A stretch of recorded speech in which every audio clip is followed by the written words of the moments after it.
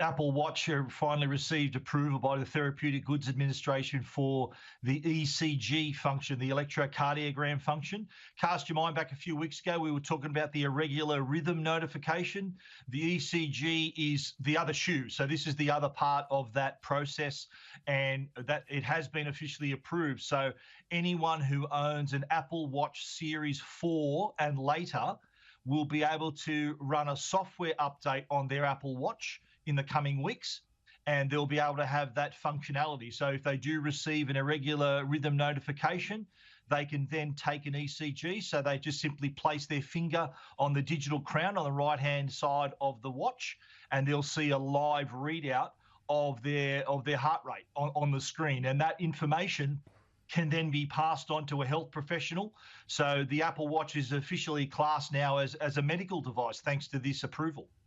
Yeah, it's unbelievable. What do Apple Watch owners actually need to do, Stephen, to access the feature? Yeah, there will be an update that's sent through in a few weeks. It'll be Watch OS 7.4. So keep an eye out for that. So what they need to do, they need to open up the Apple Watch app on their iPhone and then run the update through the watch. Obviously, keep the watch nearby.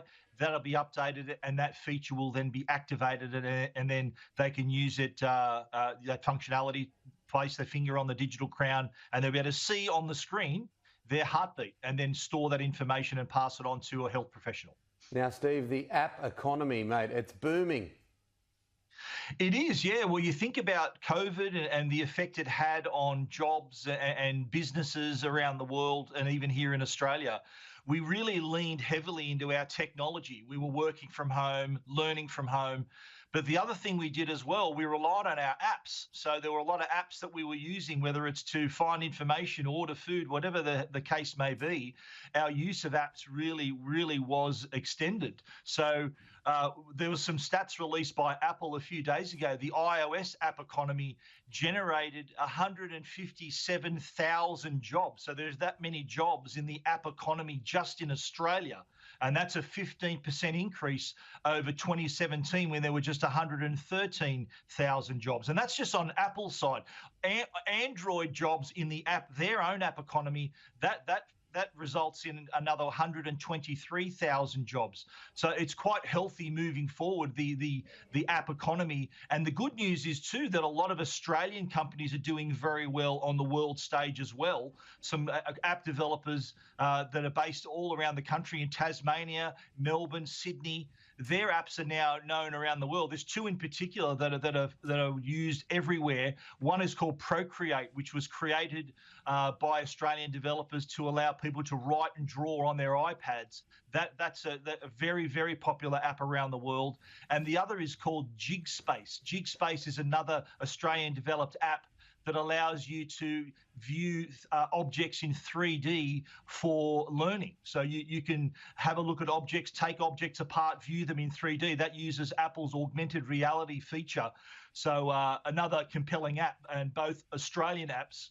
But the Australian app economy, though, and the worldwide app economy doing very well. The App Store opened in 2008, would you believe? So it's that long ago. But in that time, developers have earned more than $200 billion. But it created a way for them to market and distribute their apps very easily. And the results are coming through now. The economy is doing very well. And also job creation is also very important too. Yeah, it's unbelievable. Apps is just incredible, and so are drones. Big fan of drones. Are you, Timmy? We've got. I certainly am. Yeah. All new drone, but it's actually one that can be flown wearing goggles. Is it going to be legal in Australia to fly it? But you've got to be careful, don't you? That's the thing. Very we careful. all love them, but you've got to be careful where, how, who does it. I know you're right. I love drones. This new drone is amazing. I'm actually a licensed drone pilot, so I know the rules. The new drone from DJI is called FPV, which is short for first person view. And so you can wear goggles and see a live view. It's like a ride that you take. It's this immersive experience, a new way to just experience the drone, but also a new way for photography as well. It has a regular controller. You can wear the goggles. It has also a motion controller that allows you just from the movement of your hand to control the drone as well. But here's the thing. FPV, wearing goggles while flying a drone in Australia is actually illegal, because the CASA regulations state that you need to have line of sight with your own eyes. You need to be able to see your drone, and not only see the drone, but also know its orientation. So if you do want to fly the FPV in Australia, you can either allow someone else to wear the goggles and you do the flying. You can fly FPV indoors. That's legal in Australia if you're wearing the goggles.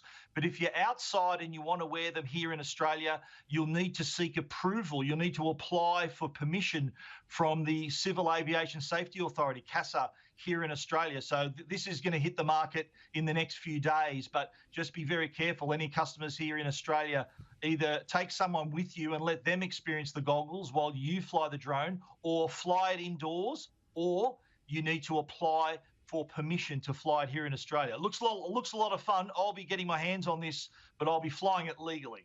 We look forward to seeing some of the vision of that, Stephen Fenech. No doubt of South Sydney having a win after their Charity Shield victory in the trial match last weekend.